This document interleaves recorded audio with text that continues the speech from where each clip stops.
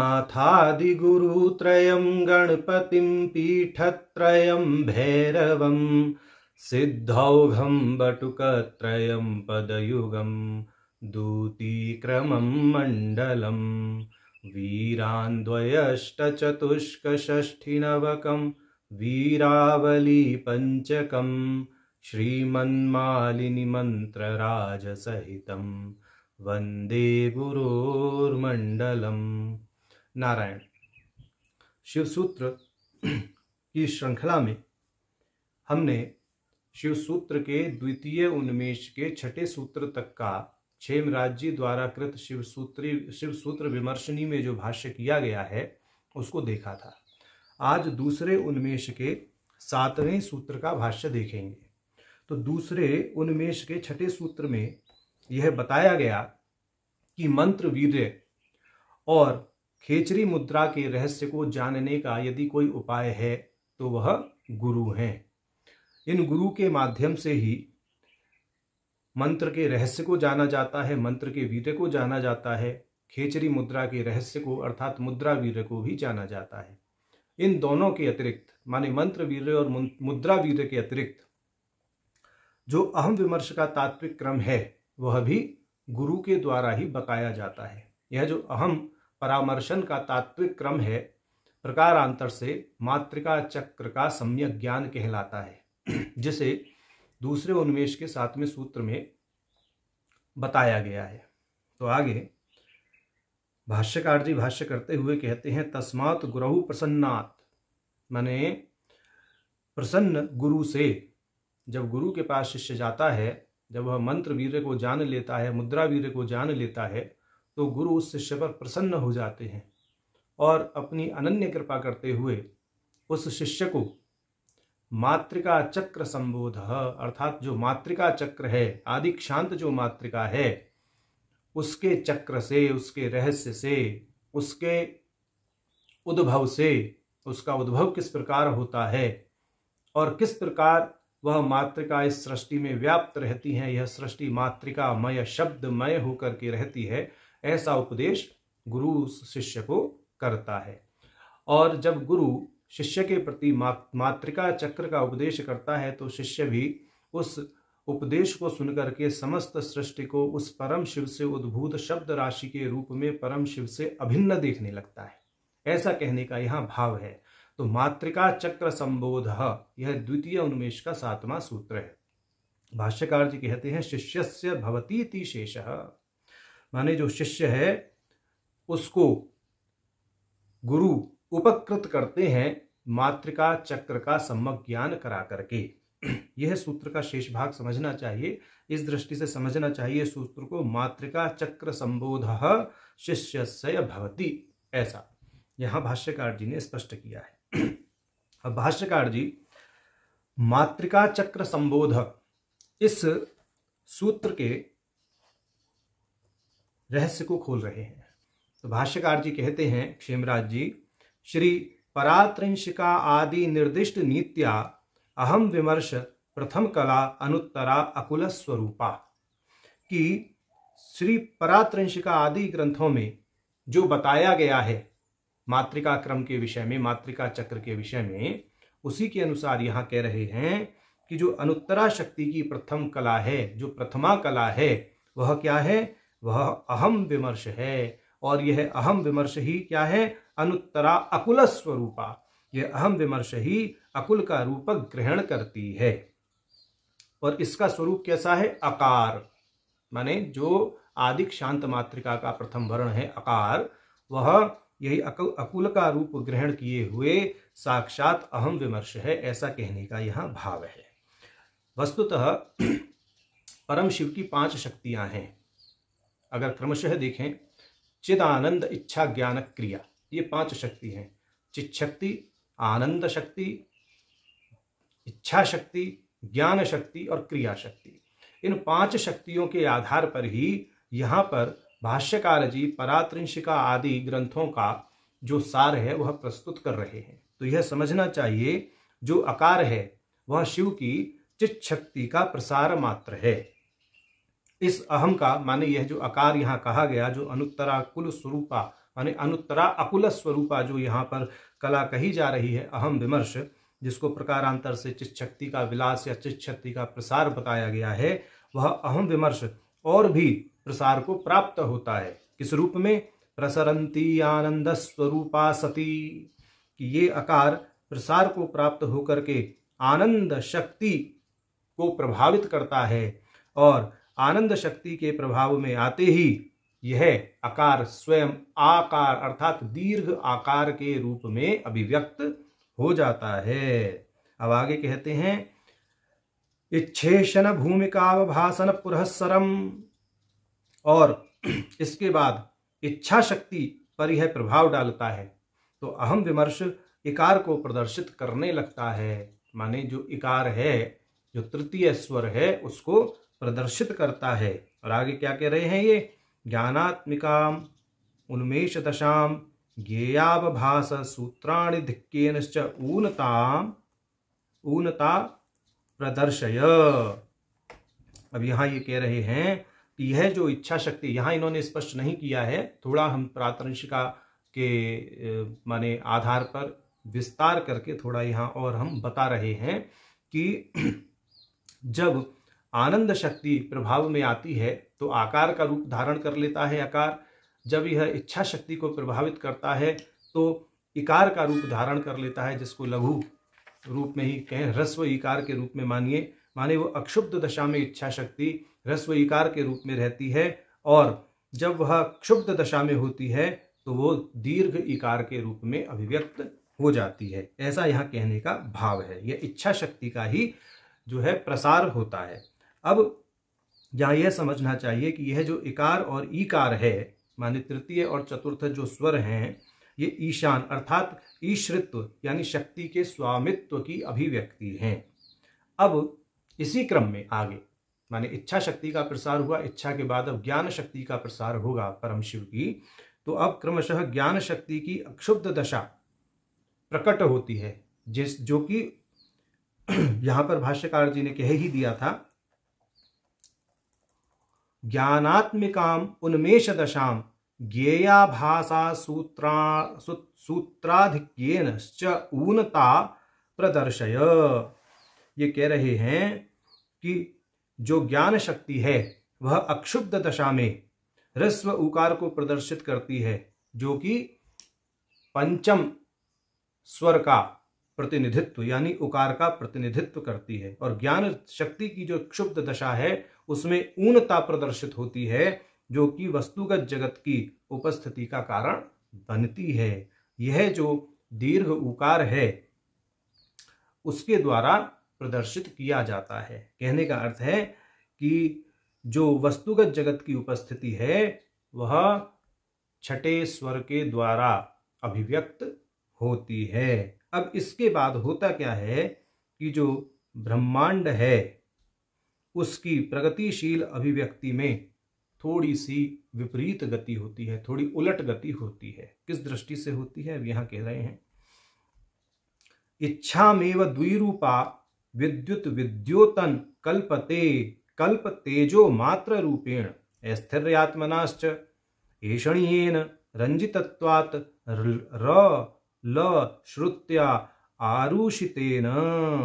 ये कह रहे हैं जिस प्रकार बिजली के चमकने से पहले एक मंद प्रकाश होता है, तदंतर बहुत तेज अधिक प्रकाश होता है, उसी प्रकार अक्षुब्ध इच्छा शक्ति का माने इकार का रेफ के साथ संयोग होने से रिकार, री अर्थात जो री ऋषि ऐसे वर्ण है ना, उसकी उत्पत्ति हो जाती है और क्षुब्ध इच्छा शक्ति अर्थात दीर्घ इकार अधिक सघनता से रेफ के साथ संयोग करके दीर्घ रिकार की अभिव्यक्ति करता है। जो रेफ है वह क्या है, अग्नि का बीज है।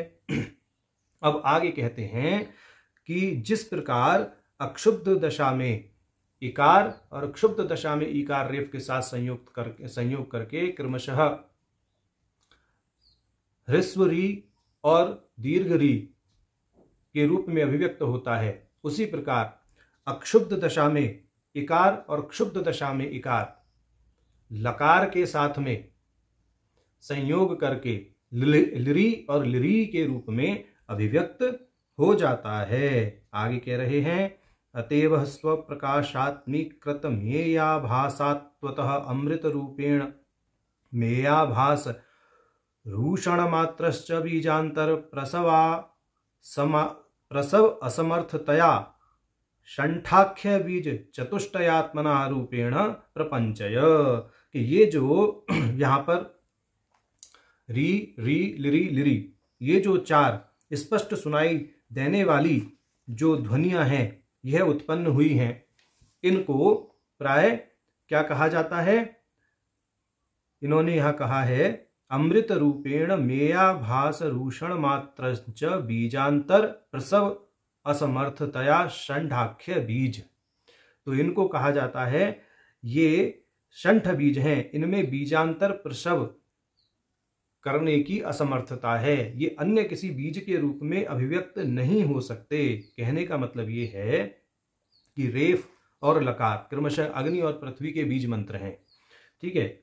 जब इनका संयोग इच्छा शक्ति से होता है तो यह क्रमशः री री लिरी लिरी इसके रूप में अभिव्यक्त हो जाते हैं, और ये चारों वर्ण स्वप्रकाश से मिले रहने के कारण क्या कहलाते हैं? अमृत वर्ण कहलाते हैं।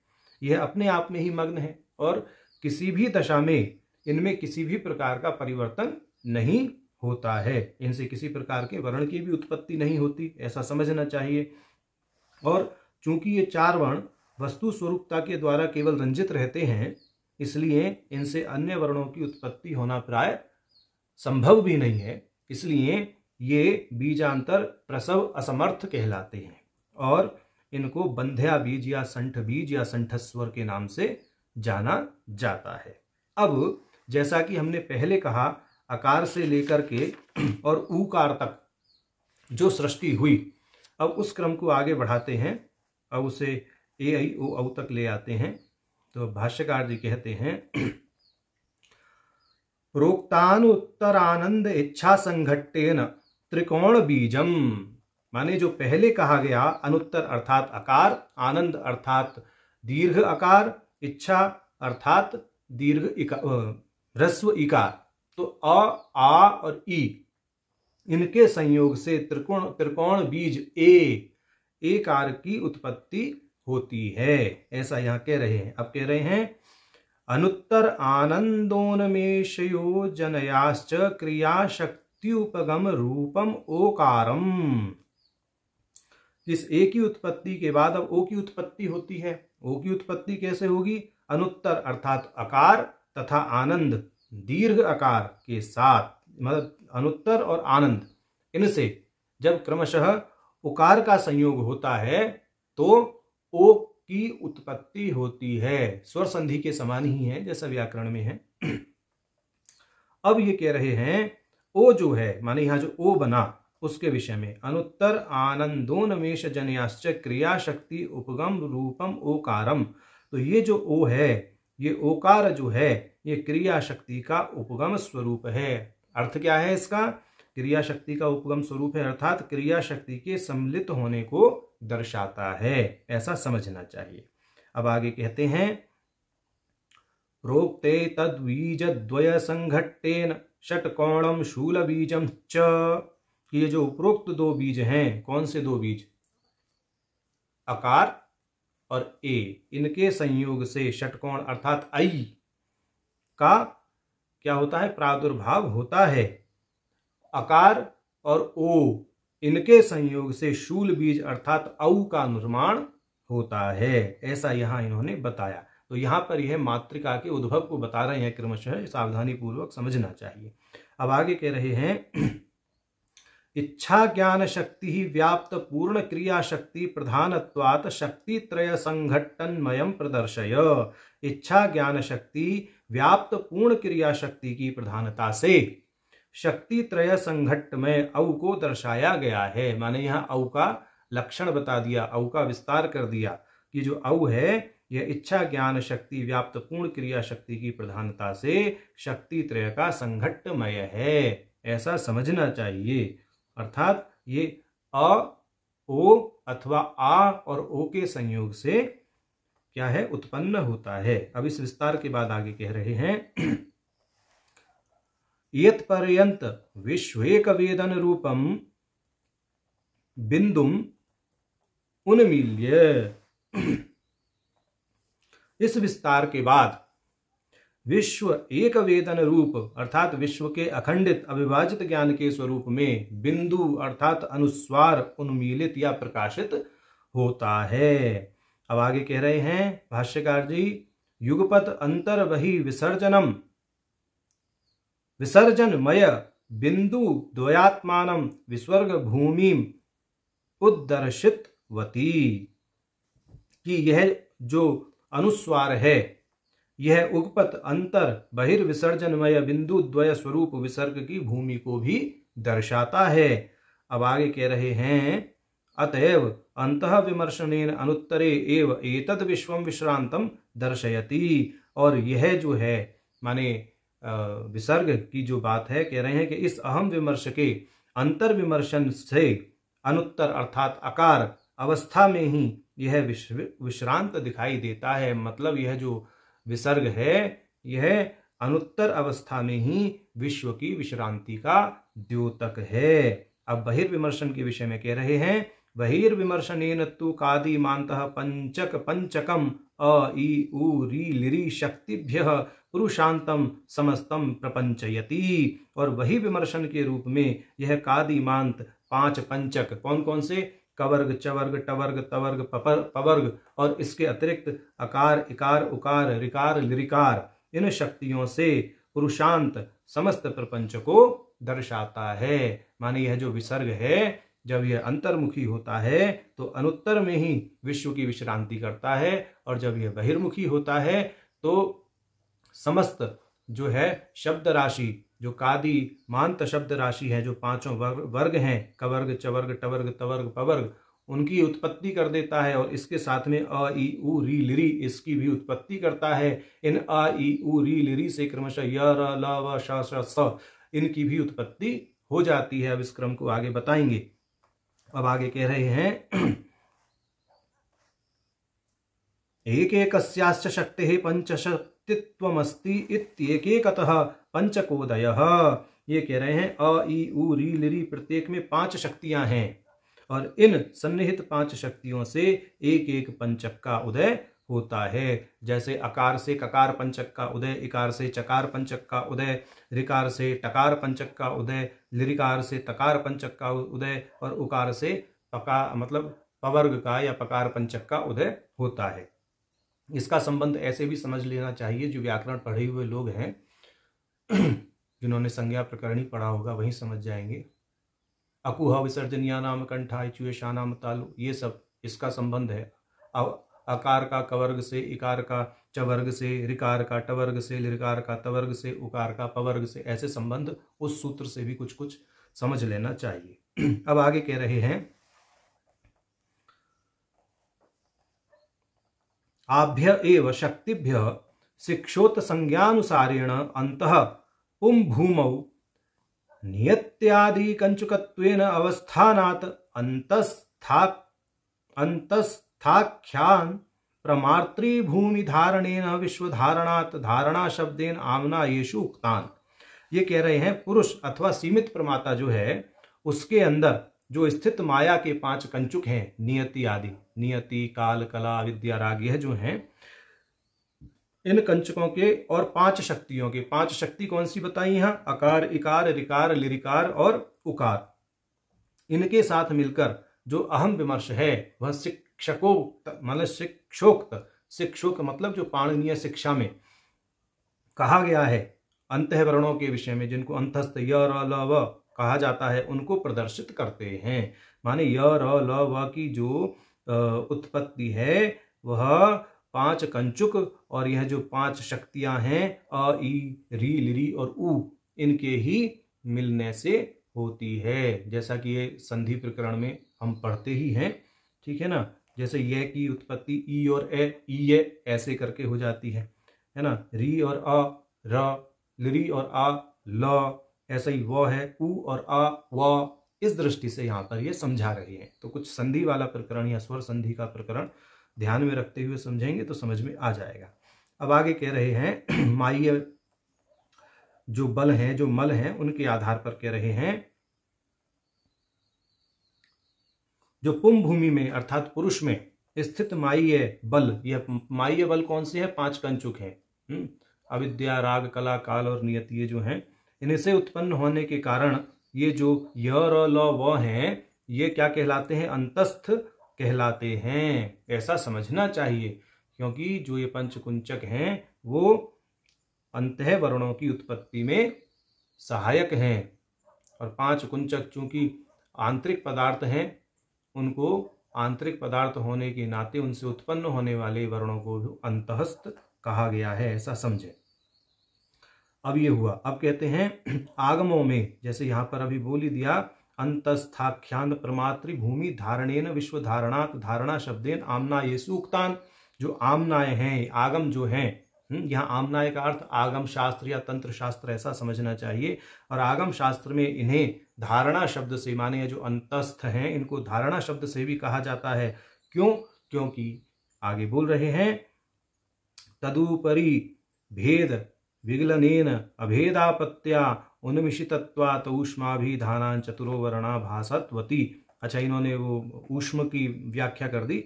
को धारणा शब्द से इसलिए कहते हैं क्योंकि यहाँ बोला कि विश्व धारणात धारणा शब्देन, यह जो पद, ये जो वर्ण है, यह समस्त विश्व को धारण करते हैं। ये चेतना को थामकर ब्रह्मांड को धारण करते हैं, इसलिए इनको धारणा पद से कहा गया है। अब आगे भाष्यकार जी जो ऊष्म वर्ण है उनके विषय में कह रहे हैं। ऊष्म मतलब श, श और स, ह, इन 4 वर्णों के विषय में कहेंगे कि अब इनसे ऊपर, माने ये जो हमारे अंतस्थ थे, इनसे ऊपर, या ये कहें कि माया से ऊपर, क्योंकि अब तो माया से ऊपर की बात होगी, जो माया के 5 कंचुक की बात हो गई।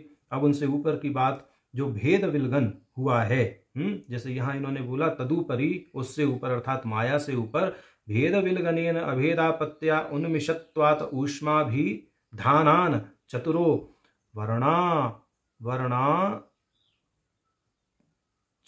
वर्ण अनाभासितवती।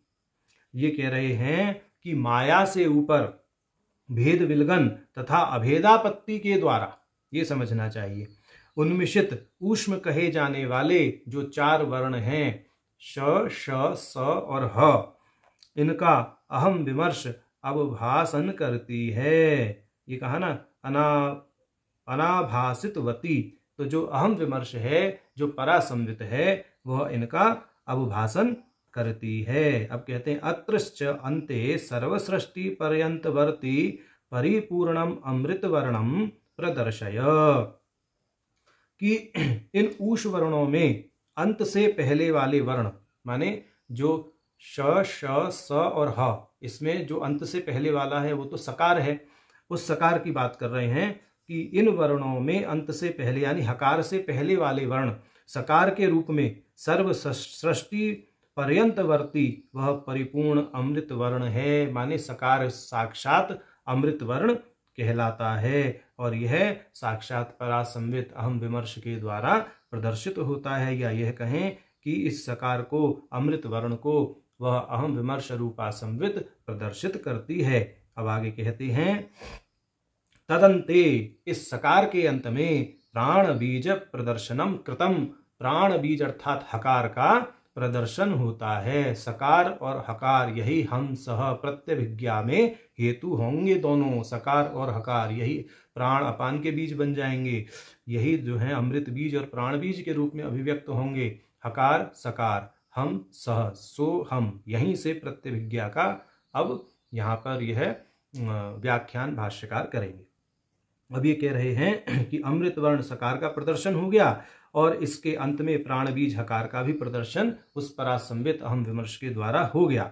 अब ये कह रहे हैं इस प्राण बीज के माध्यम से यह प्रत्यभिज्ञान किया जा सकता है। क्या? उसके विषय में कह रहे हैं तत् अनुत्तर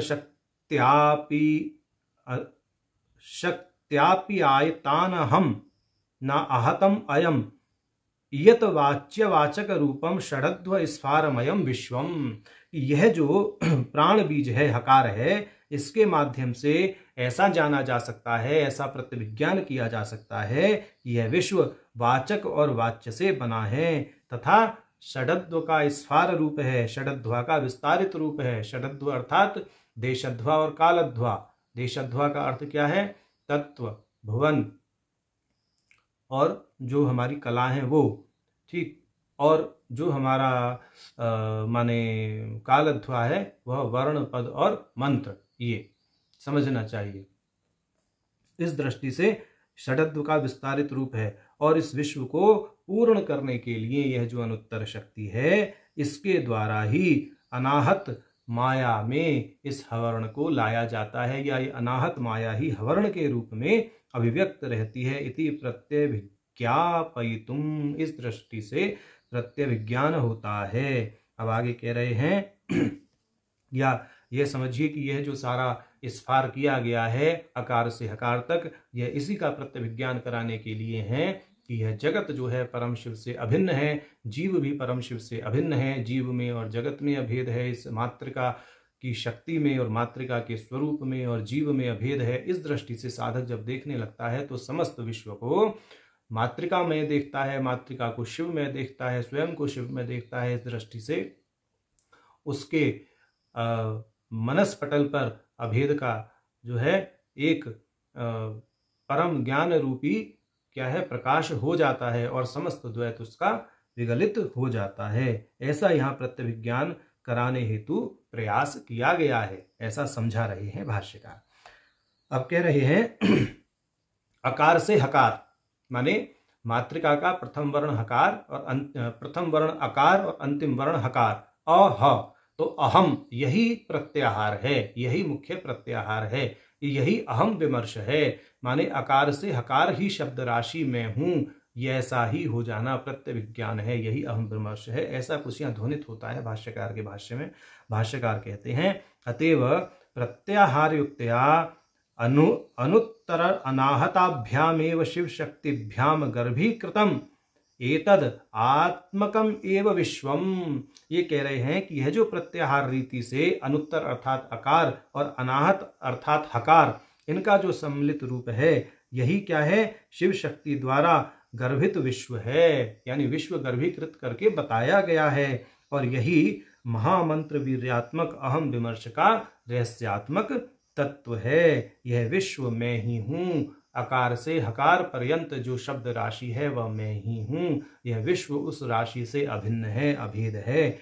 मेरा और विश्व में शब्द राशि में इस दृष्टि से साधक जान जाता है। अब ये कहते हैं कि इस विषय में आगे बोल रहे हैं इति महामंत्र वीर्यात्मक अहम विमर्शम तत्वम, यही महामंत्र विमर्शात्मक अहम विमर्श का रहस्यात्मक तत्व है। यथोक्तम अस्मत् परमेष्ठी श्रीमद उत्पल देवपादैहि, कि क्षेमराज जी के जो परमेष्ठी गुरु हैं उत्पल देवपाद, उनके द्वारा भी ऐसा कहा गया है। क्या कहा गया है? अजड़ प्रमात्रा सिद्धि 22-23 में कह रहे हैं प्रकाशस्यात्म विश्रांति अहम भावो ही कीर्तितः उक्ता सैवश्च विश्रांति सर्वापेक्षा निरोधतः स्वातंत्र्यम अथ कर्तृत्वम मुख्यम ईश्वरतापि च। इसका अर्थ है चेतना के प्रकाश की आत्म विश्रांति ही अहम भाव है। सभी, यानी यह जो चेतना के प्रकाश की आत्म विश्रांति है, यह अहम भाव कही गई और यह अहम भाव ही सभी अपेक्षाओं का निरोध करता है। यानी चेतना की विश्रांति समस्त अपेक्षाओं का, बाहरी आंतरिक इच्छाएं जो कुछ भी हैं सबका निरोध कर देती है चेतना की विश्रांति। इसलिए यह जो विश्रांति है यह विश्रांति पद से कही गई है, क्योंकि यहाँ समस्त अपेक्षाएं, कामनाएं आकर के शांत हो जाती हैं। यही पूर्ण स्वातंत्र्य, मुख्य कर्ता और संप्रभु शक्ति भी है। माने यह जो चेतना की आत्मविश्रांति है, यही स्वातंत्र शक्ति है, यही मुख्य कर्ता है और यही संप्रभु है, यही संप्रभुता है, यही पूर्णता है। ऐसा समझना चाहिए। ऐसा उत्पल देव जी ने अजड़ प्रमात्र सिद्धि नामक ग्रंथ में 22वीं 23वीं कारिका के अंतर्गत कहा है। अब आगे कह रहे हैं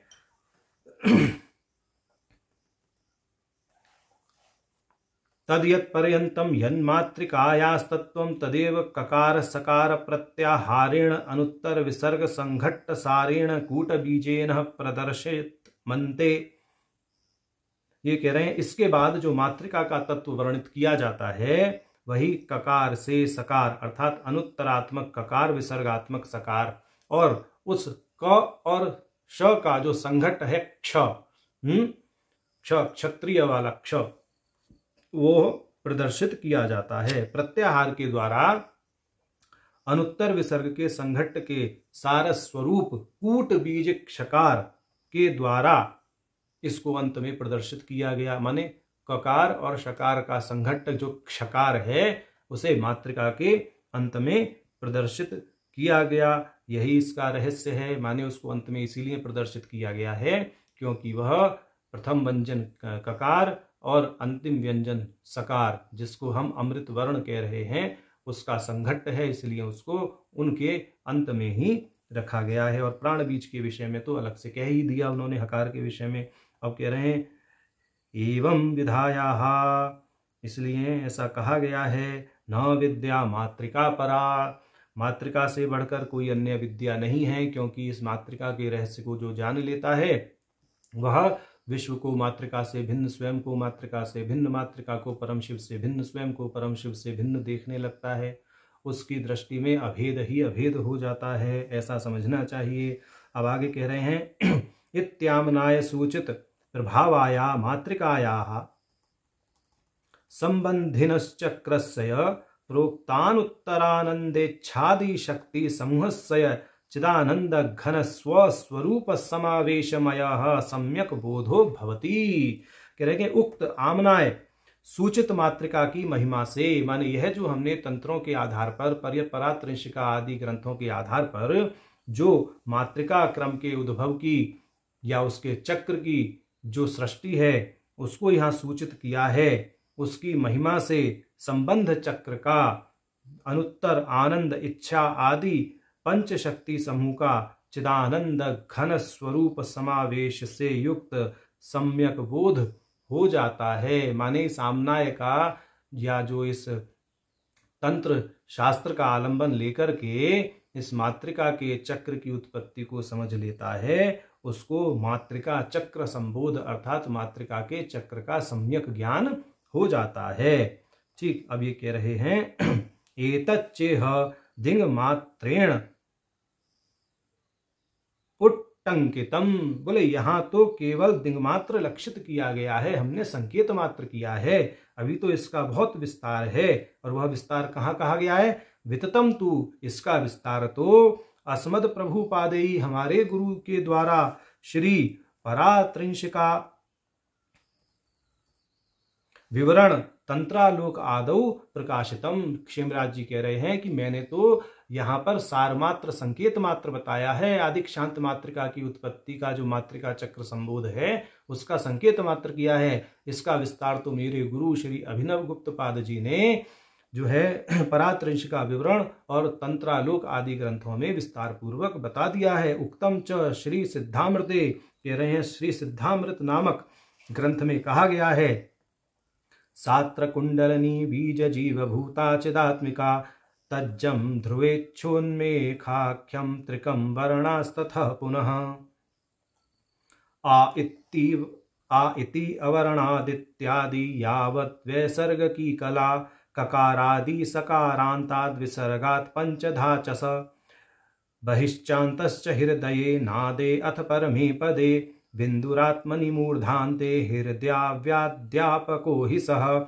आदिमान्त्य विहीनास्तु मंत्रा स्युः शरदभ्रवत् गुरोर्लक्षणम् एतावतादिमान्त्यंश्च वेदयेत् पूज्यः सोऽहमिव ज्ञानी भैरवो देवतात्मकः श्लोकाथादियत किंचिदादिमान्त्यं युतं यतः तस्मात् विदंस्तथा सर्वं मंत्रत्वेनेव पश्यति।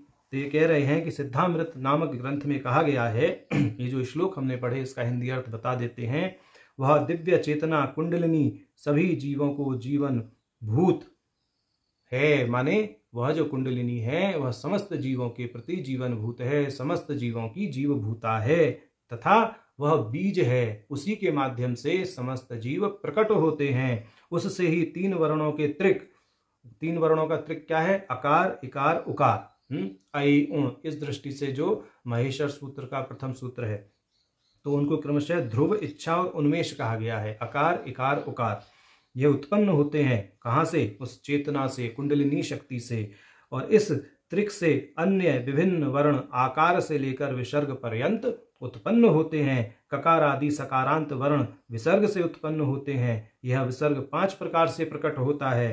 पहला प्रकार बाहर की ओर विश्व के विस्तार के रूप में तथा अन्य 4 अंतर्मुखी हैं। हृदय में, नाद अर्थात कंठ में, परम पद अर्थात भूमध्य में और ब्रह्मरंध्र में। माने विसर्ग की एक स्थिति तो बाहर की ओर है, विश्व प्रसार की ओर, और जो 4 स्थितियां हैं वो क्रमशः हृदय में, कंठ में, भ्रूमध्य में और ब्रह्मरंध्र में बताई गई हैं सिद्धामृत नामक ग्रंथ के अनुसार।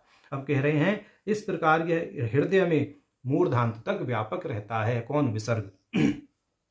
आदि वर्ण अकार तथा अंतिम वर्ण मकार से विहीन जो मंत्र हैं वह पतझड़ के बादल के समान वर्षा न करने वाले होते हैं। अर्थात ऐसा मंत्र जिसमें अकार और अनुस्वार ये 2 चीज ना हो, वह मंत्र वस्तुतः क्या है? पतझड़ के बादल के समान है, ऐसा समझना चाहिए। गुरु का लक्षण यही है कि वह अपने शिष्य को आदि मंत्र का ज्ञान करवाता है। जो अच्छा गुरु है, जो श्रेष्ठ गुरु हैं, वह अपने शिष्यों को आदि मंत्र जो मंत्र हैं, यानी कहने का अर्थ है आदि मंत्र जो माने मात्रिकाएं हैं, जो व्यंजन और स्वर हैं या स्वर और व्यंजन हैं, उनके वीर्य को जो देता है, उनके रहस्य को जो देता है, वही गुरु अच्छा गुरु है। और गुरु का लक्षण भी यही है कि जो आदि मंत्र मात्रिका का या मंत्र का ज्ञान करवाता है वह गुरु है, वह भैरव है, वही ईश्वर तुल्य है और भगवान शिव के समान पूज्य है। वह श्लोक गाथा आदि को परम अहम विमर्श चेतना के साथ एकीभूत करके अनुभव करवाता है शिष्य को। इसलिए वह सभी का ज्ञान इसी प्रकार अहम चेतना के साथ कराता है, और जब कराता है तो शिष्य ऐसा ज्ञान करने भी लगता है, तो वह सब कुछ मंत्र के समान ही देखता है। माने जब शिष्य को गुरु ऐसा ज्ञान करवा देता है कि यह समस्त शब्द राशि ही विश्व के रूप में है, और जो मंत्र हैं वह सारे मंत्र किस रूप में है? वर्ण के रूप में है, और वर्ण मात्रिका राशि है, मात्रिका परम शिव का विस्तार है। इस दृष्टि से सारी सृष्टि मंत्रमयी उसे दिखाई देने लगती है। अब आगे कह रहे हैं इति एतच्च स्पंदे, स्पंद शास्त्र में भी ऐसा कहा गया है। स्पंद कारिका 316 में सेयम क्रियात्मिका शक्ति शिवस्य पशुवर्तनी बंधयित्री स्वमार्गस्था ज्ञाता सिद्ध्युपपादिका। ये कह रहे हैं कि यह जो मात्रिका है, यह जो मात्रिका शक्ति है, वास्तव में यह शिव की ऐसी शक्ति है जो बहिर्विमर्श की अवस्था में पशुवर्तनी है, अर्थात पशु में विद्यमान स्थूल क्रिया बन जाने के कारण बंधन में डाल देती है, और जब यह प्रतिकूल होती है अर्थात अपने मार्ग पर शिव की ओर अवस्थित होती हुई चलती है, तो वास्तविक रूप में ज्ञाता होने पर यह सिद्धियां प्रदान करती है। मतलब यही सिद्ध बनाती है और यही बद्ध बनाती है। तो ऐसा इस मात्रिका शक्ति का क्या है? लीला प्रपंच है। तो ये दूसरे उन्मेष के 7वें सूत्र के भाष्य में भाष्यकार जी ने बताया कि गुरु के द्वारा जो मंत्र विधि और खेचरी मुद्रा पहले के सूत्रों में बताई गई, उसके अतिरिक्त गुरु मात्रिका चक्र संबोध कराते हैं। जो मात्रिका है, आदिक्षांत मात्रिका है, उसके रहस्य को बताते हैं। उसके रहस्य को जान करके जो शिष्य हैं वह समस्त सृष्टि को मंत्रमयी देखने लगते हैं। वह ऐसा रहस्य समझ जाते हैं कि यह मात्रिका शक्ति ही बंधन में डालती है, यही शक्ति मुक्त भी करती है। तो जब ऐसा शिष्य जान लेता है तब वो एक मुक्त जीव की भांति व्यवहार करने लगता है, ऐसा यहाँ समझना चाहिए। तो ये मात्रिका चक्र संबोध जो है, इसमें हेतु गुरु ही बनते हैं। गुरु के द्वारा ही उपदेश होने पर शिष्य इस मात्रिका के रहस्य को जानते हैं, ऐसा समझना चाहिए। तो आज हमने शिव सूत्र के दूसरे उन्मेष का 7वां सूत्र देखा। नारायण।